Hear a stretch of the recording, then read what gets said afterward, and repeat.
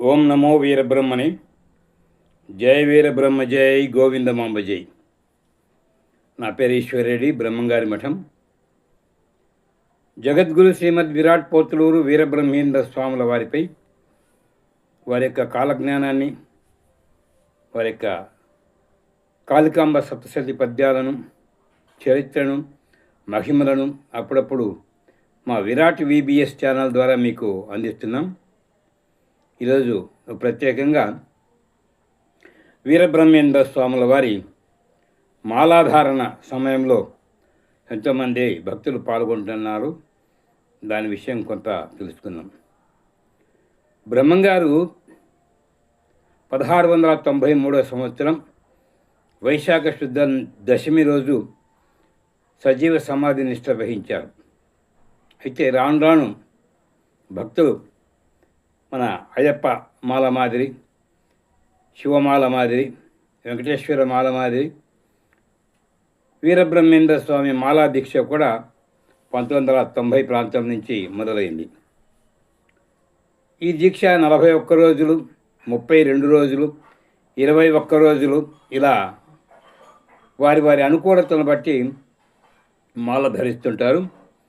వైశాఖ శుద్ధ దశమి నాడు అనగా వీరబ్రహ్మేంద్ర స్వాముల వారి ఆరాధనా మహోత్సవ సమయంలో పలు ప్రాంతాల నుంచి వచ్చేటువంటి భక్తులందరూ కూడా ఇరుముడి కట్టుకొని ఇక్కడికి వచ్చి మహానివేద మందిరంలో ఆ ఇరుముడిని సమర్పించి స్వాముల వారిని దర్శించుకొని తలనీలాలు కూడా సమర్పించుకొని భక్తులు వెళ్తుంటారు. ఆ క్రమంలో 41 రోజులు, 32 రోజులు, 21 రోజులు మాల వేసినటువంటి బ్రహ్మంగారి మఠం ప్రాంతీయులు అందరికీ కూడా శ్రీ అచలానంద ఆశ్రమంలో ప్రతిరోజు ఎంతమంది వచ్చినా కూడా మధ్యాహ్నము, రాత్రి భిక్ష ఏర్పాటు చేస్తుంటారు. అందులో ఈ ప్రాంతం అందరూ కూడా వీరబ్రహ్మేంద్ర స్వాముల వారి మాలా దీక్షలో పాల్గొనేందుకు అవసరమయ్యేటువంటి వస్త్రాలు కానీ, మిగతా పరికరాలు కానీ కొందరు దాతలు కూడా ఉచితంగా అందిస్తుంటారు. అలాగే అచలానంద ఆశ్రమంలో గోవిందమాంబ ప్రసాదశాలలో ఈ 40 రోజుల పాటు ఎంతమంది మాలా దీక్ష పరులు వచ్చినా కూడా అందరికీ ఉచితంగా సరైన సమయానికి అల్పాహారం కానీ, భోజనం కానీ ఏర్పాటు చేస్తుంటారు. అలా ఈ సంవత్సరం కూడా మాలాధారులకు ప్రత్యేకంగా శ్రీ విరజానంద స్వాముల వారి పర్యవేక్షణలో విగ్రహం దగ్గర ఉండేటువంటి అచలానంద ఆశ్రమంలో రాత్రిపూట అల్పాహారము ఇక్కడ ఏర్పాటు చేస్తున్నారు. అందులో మన విరజానంద స్వాముల వారు ఏ కార్యక్రమం చేసినా చిత్తశుద్ధితో ఆనందంగా పాలు పంచుకుంటూ పిల్లలతో పెద్దలతో మమేకమై స్వయంగా ఆయన పర్యవేక్షిస్తూ కార్యక్రమాలు చేయటము చాలా మనందరికీ కూడా ఆనందదాయకం, ఆశ్చర్యదాయకం. ఎందుకంటే ఆయన ఎంత స్థాయిలో ఉన్నా కూడా నేను ఈ స్థాయిలో ఉండి నేను చేయవాలన్నా అనేటువంటి లేకుండా ప్రతి పనిలో కూడా ఆయన స్వయంగా పర్యవేక్షిస్తూ చేయటం ఆయనకు అలవాటు. అట్లే ఈరోజు రాత్రి భిక్ష కోసం వచ్చేటువంటి భక్తాదుల కొరకు అక్కడ వారే ఈ కార్యక్రమంలో వడ తయారు చేస్తున్నారు. అది కాసేపు చూద్దాం. స్వామివారు ఎంత ప్రేమగా, నిష్ఠగా భక్తుల కోసం వంటలో పాల్గొంటున్నారు.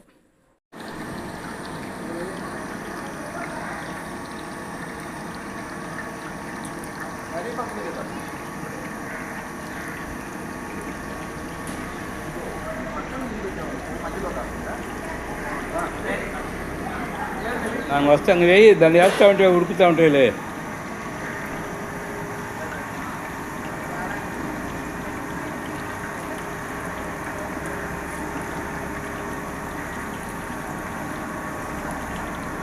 చిన్నదాంతో చిప్పు అట్లా 2 సార్లు వేద్దామా? చిప్పు ఆ పక్కకి అట్లా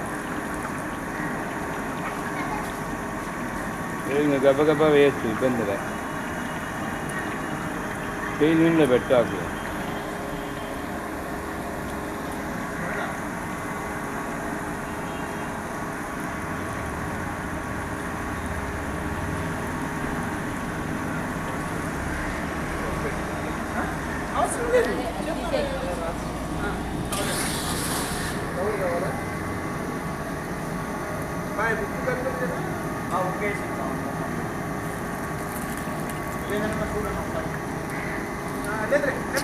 అదే అదే రుచి ఊరికే పిండి అంతా.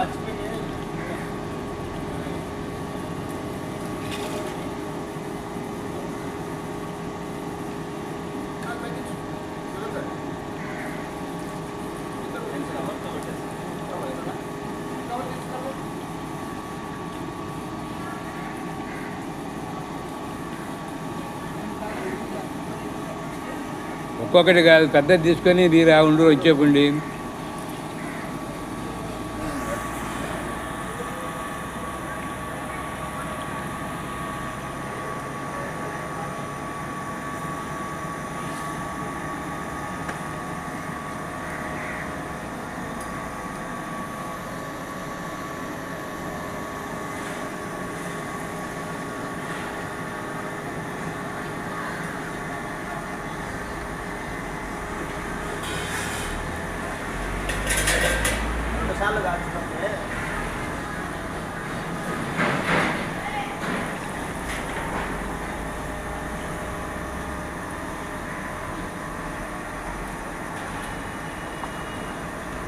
ఇవే ఫాస్ట్గా వెళ్తున్నారులే. ఓఎం అదే లేటు, ఇదే ఈజీ. రాము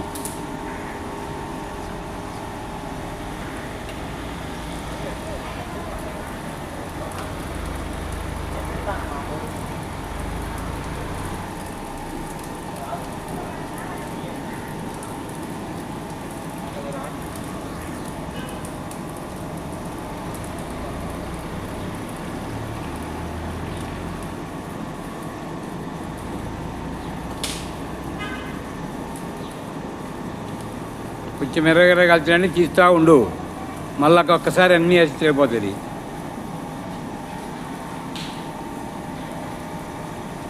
అట్లా అది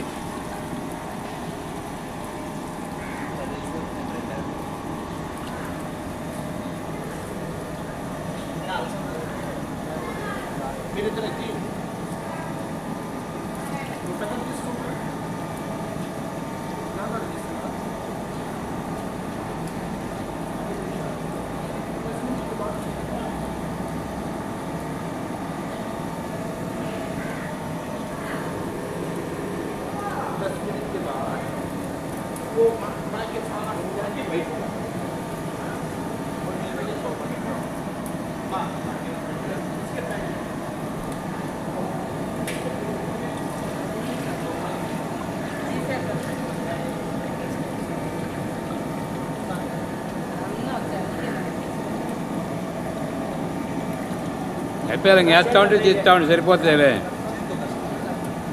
కాగింది కాబట్టి. స్వామి దీన్ని కొంచెం తగ్గించు స్వామి, పవరు తగ్గించచ్చు కొంచెం. ఎందుకు అంత మంట వేస్ట్ అవుతుంది కదా,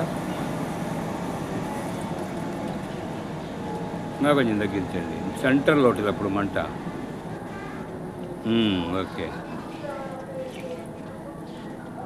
దండిదండి మంట, బాగుందండి మంట చాలు.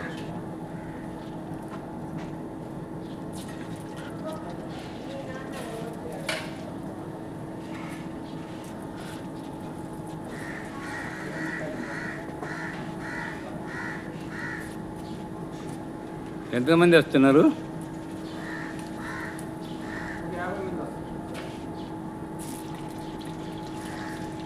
ఓన్లీ వడనా స్వామి? ఇడ్లీ వడ.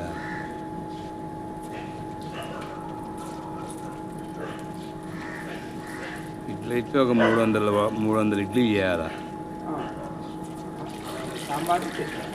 అదే స్వామి, వడ ఇడ్లీ అంటే 300 ఇడ్లీ చేయాలా? కనీసం 5 3 10 కనీసం 200.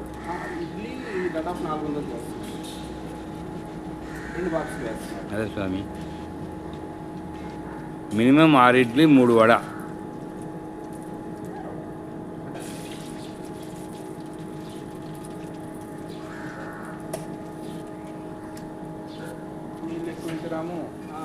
అవుతుంది చూసుకో, అవసరమైతే నువ్వు కలుసుకుంటున్నావా? అమ్మోళ్ళు లేరమ్మా. వీళ్ళు ఎప్పుడు వస్తారు?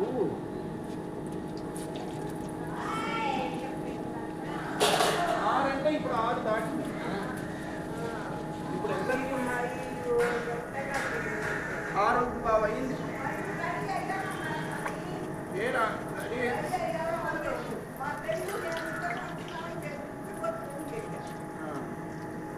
ఫోన్ చేస్తే ఇక్కడ 8 గంటలకు ఎక్కే పరిస్థితిలో అంటారు కదా.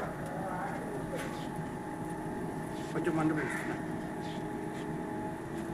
ఎందుకు ఆయన వేస్తే కదా నిండలేదు అసలు అసలు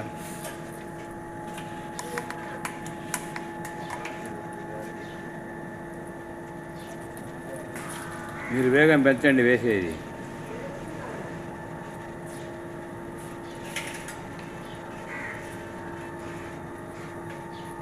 ఒక్కసారి ఆపి అవన్నీ తీసి ఒక్కసారి వేయండి మళ్ళా. నానా ఇది సరిపోతాయి అవన్నీ పట్టవేమో చూడు. పట్టదు మళ్ళా. అంతవరకు కావాలి. అది అక్కడ అవి అయిపోయి వద్దులే ఉండు. కాల్